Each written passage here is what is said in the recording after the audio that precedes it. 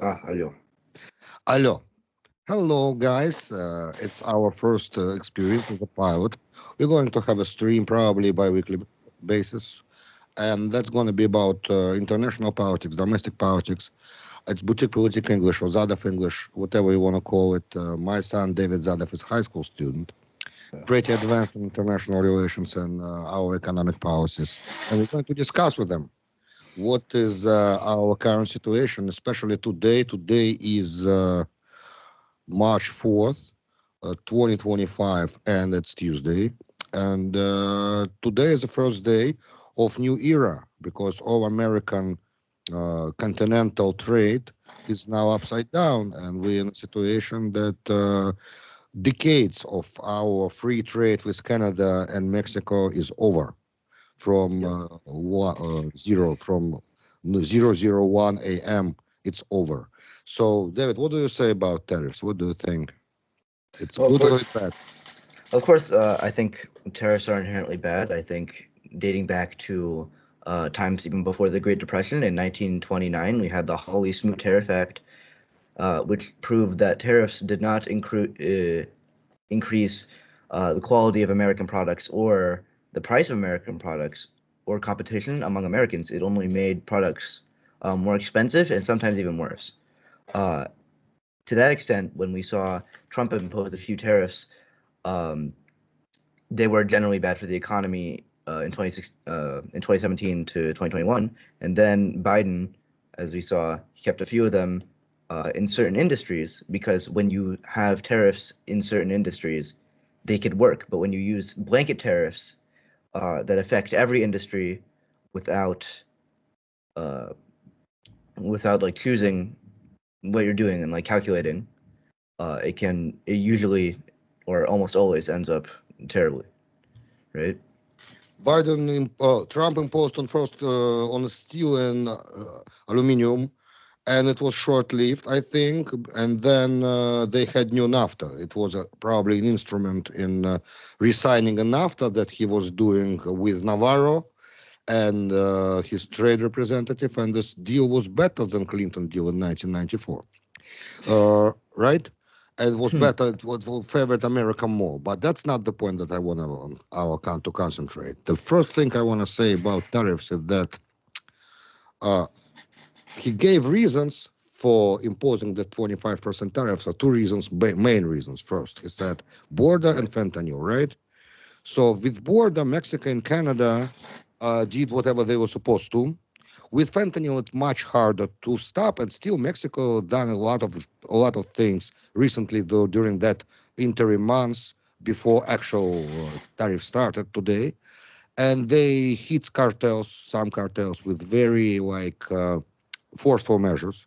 And now Trump is saying real reasons. We're going to see tonight in the Congress probably he's going to formulate for American consumers who are going to suffer.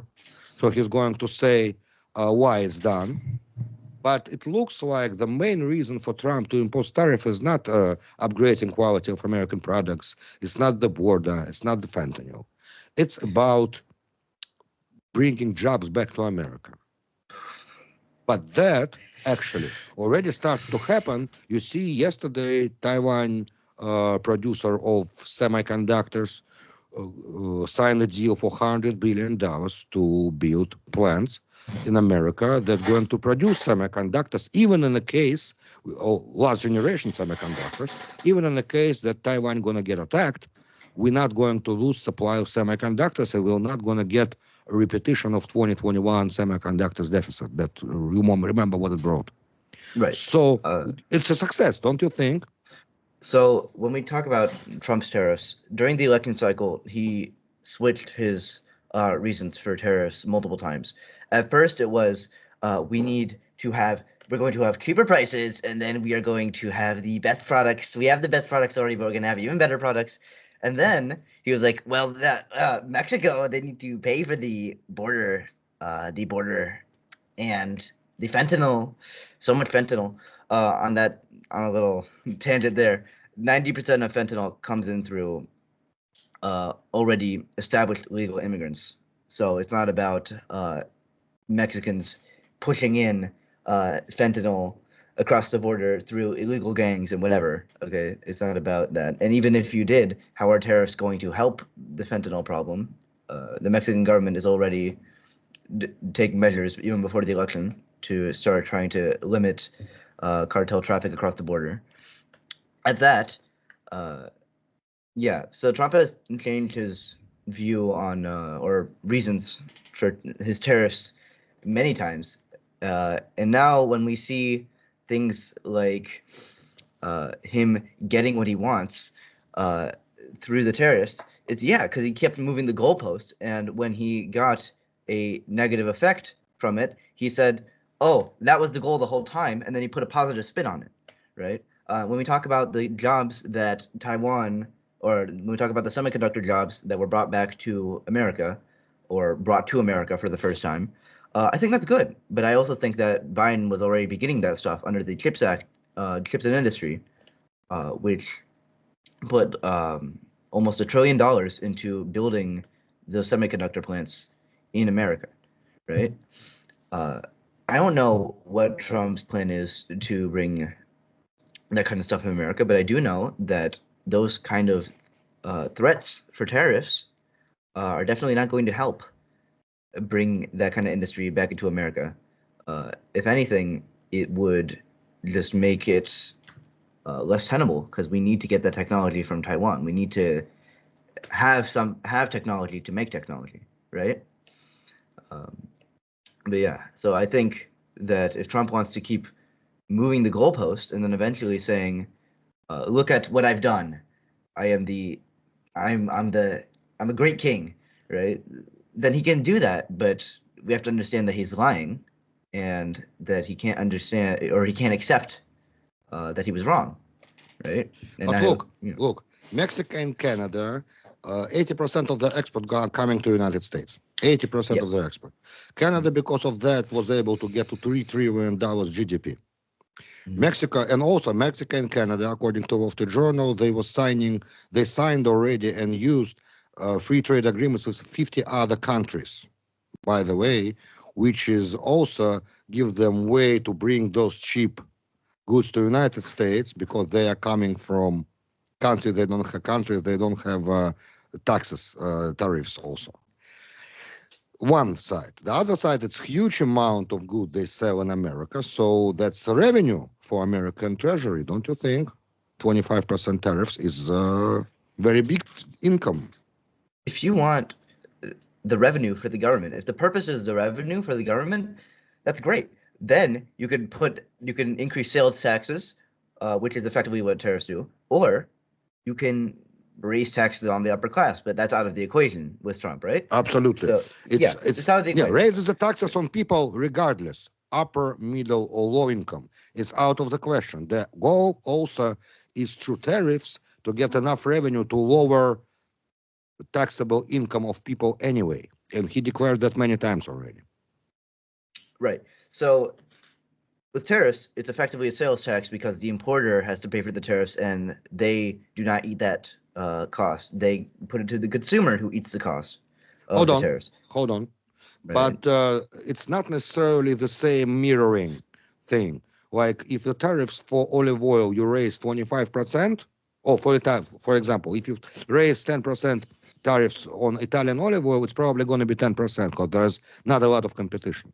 But if you tariff Indian tablecloth, for example, on 10%, then consumer won't pay 10%. It's going to be 2% because there's a big It might feel competition. like, yeah. Either way, it does raise the cost Prices. across it Yeah, does raise sure, prices across the board. sure. So when we have something like that, we have to understand that it is effectively a sales tax. What Trump gets wrong is that he thinks it's not a sales tax and the money just comes from the countries that he tariffs. He has a genuine belief in this and he's never backed down on this because he actually thinks that's what happens, right? So, Trump obviously doesn't understand what he's doing with those tariffs, but um, You but think. I mean, you could say you think, but when we see Trump saying, no, the countries that tariff pay the tariffs, okay? They don't, like, it's a tax, it's a fee, It's a penalty for the people, for the importer, right? Fundamentally, that's at the first level. So it's never, at no point is it uh, costly for the exporter. They do. In Uh, China, for example, they have to increase subsidies to make them more compatible. They will have You to mean, finance their industries more to cover that because it's a loss. Because now they're gonna lose some share of the market if they won't do it. If they won't offset some of the tariffs, they're gonna lose some market shares. And market is huge. American market is huge. We're yeah, talking 350 million people, and it's a lot of money. It's a lot of money. So if you really want to have that segment like Italian wines, if you want to drink Chianti, for example, let's say you want to drink Chianti. So if they want to bring it in, they will have to make that palatable to distributors, because it's not only distributors going to bear the costs, it's also probably exporter going to bear the cost of those tariffs, because otherwise they're going to switch to some different kind of wine.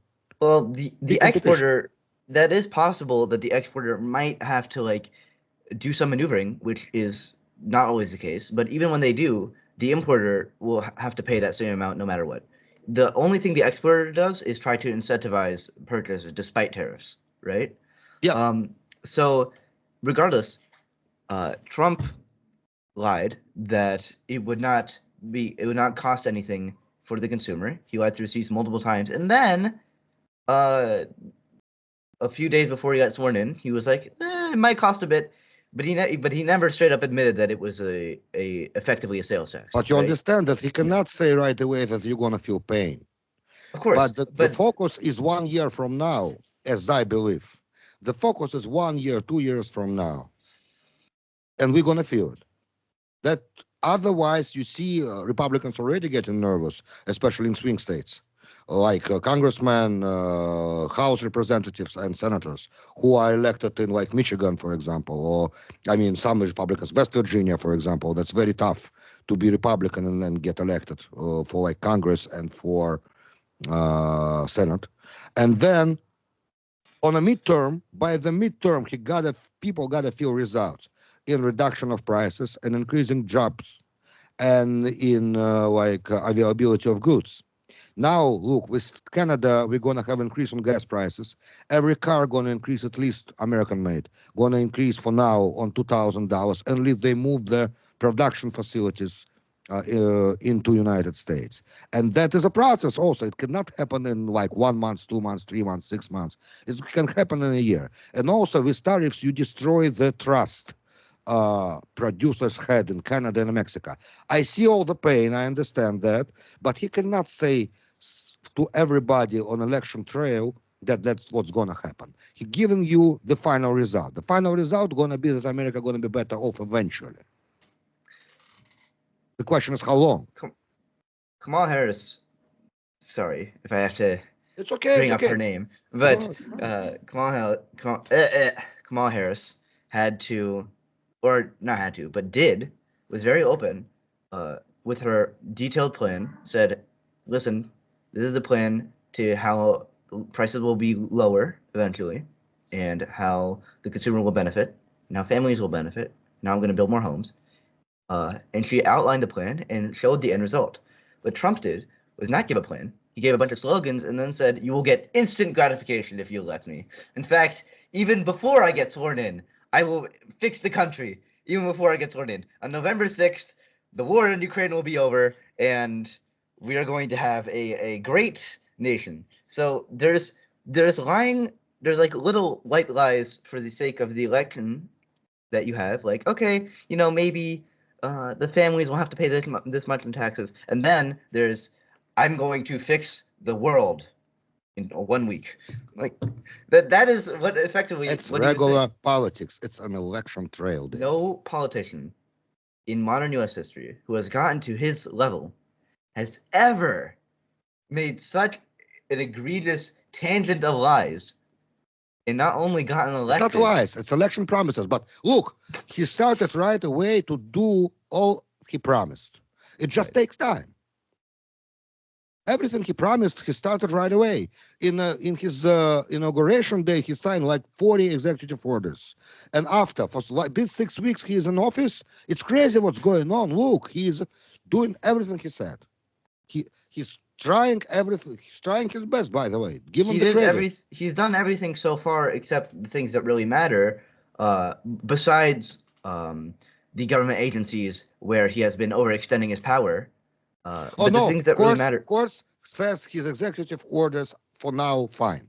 No, the court said you have to stop pausing aid, or else you will be certain aids, right? And then you're right. No, yeah, he said unpause foreign aid. He did not care. He kept doing what he was doing. Then the court said again, you have to unpause aid, like by midnight. I believe it was like a week ago. The court said you have to unpause aid by midnight. And then he didn't. Like he straight up didn't, and he ignored the courts. So it's cannot ignore the courts. Probably there is some move. There is some move he can do legally to not execute the court decision. It's not doesn't mean ignore. He gotta use some judicial authority to avoid execution of decision of the court. You cannot just ignore the court decision. Like he just said no, I'm not going to do it. And we saw this during the election cycle too, when JD Vance and Trump were in the same room talking about when they were on an interview with Fox News. I don't know if you saw this, but he was like, if the courts say something that we are doing is unconstitutional, then the court has made their decision. Let them enforce it. That's what JD Vance said. So they already announced their intention to circumvent the courts and the law. This was happening the whole election cycle. Like, it's not even a matter of surprise. So when we talk about is what Trump is doing legal, absolutely not. And he is overextending his power. I would say a lot of American press that is independent and in the center disagree with you, and they just checked. It was a lot. I can send you all the info that a lot of executive orders stand. They were attacked in courts, and a lot of them stand. Some of them were, in part, they were putting brakes on some parts of his executive orders, but most of them stands. So, okay, most of them, discussion. We can continue the discussion. It's just a preview. It's just a pilot. We'll do next time probably war. I think we're gonna concentrate tonight. And our concentration on economy and tariffs are important, considering his kind of State of the Union address tonight. And then next day, maybe, or in the end of the week, or maybe in the beginning of the next week, we're going to discuss that speech and what he actually said, and probably we're going to discuss the war that get much more heated exchange, I hope. So, but if we're going to stay on tariffs, when we talk about restoring certain jobs to America while tariffing other countries to do that, some of these jobs need things from other countries in order to do it. So the labor is just going to become more expensive in America, not just because it's American labor and they need to make a living wage, but also because the materials to do that job are just going to be way more expensive, right? Because of tariffs, exactly. That's a big problem. It's going to hurt. If the purpose of the tariffs is if one of the purposes are to bring back jobs to America in order to make us, more independent and efficient, it's not going to work because it's just going to cost the consumer or whoever's consuming that labor more money, right, than what they already have. Besides, if we start tariffing, putting blanket tariffs on major manufacturing countries, what kind of labor are you trying to bring back to the U.S.? Are you trying to have people manufacturing plastic toys? What is the end goal here? Hold on. In this case, we have to think about mutual tariffs, like with India, which Trump called king of tariffs. You have 15% on American import, we're going to tax to 15% on Indian import. And then you want to do free trade, we can do free trade with you. Or we can mutually reduce tariffs on certain things and leave. But no, it cannot be the case that I completely agree with President on this. If we send you our goods and you tariff and you have tariffs on our goods, we gotta have the same tariffs on your goods coming in. But That's fair. Trump feels the need to do that because he thinks that America is the one eating the tariff. Like he actually, like I said before, he genuinely believes that. Now, like you said, like you mentioned before, those American companies might have to do a little bit of work to like incentivize Indian companies to buy that stuff, but we are generally not having any noticeable issues with the Indian economy. So clearly the system works, right? India's happy. We're happy because we get a bunch of their free labor. So if we start a trade war with them, we have to do cost benefit analysis, right? What will we sacrifice in order to get rid of this 15% tariff, which isn't even that bad for us, right? The things that Indians are buying from America are not like things that are crucial to the economic makeup of our country, right? Okay, to be continued. That's a very good thought. You're saying the tariffs, the bottom line is that you're saying the tariffs are never good. No. And Blanket tariffs. they're not Blanket gonna, tariffs are never good. Some tariffs, if you like, oh, I want to get more like oil production in Alaska, and then you put a little bit of tariffs on like Saudi Arabian oil, for example, maybe it will work, but blanket tariffs will never work. They cannot be good.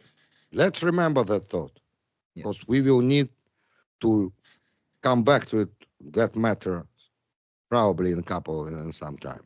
Thank you very much, David Zadov. Thank you for having me. Thank you. Thank you very much for participating in the stream. And we will talk very, very soon. Thank you. Okay. Bye bye.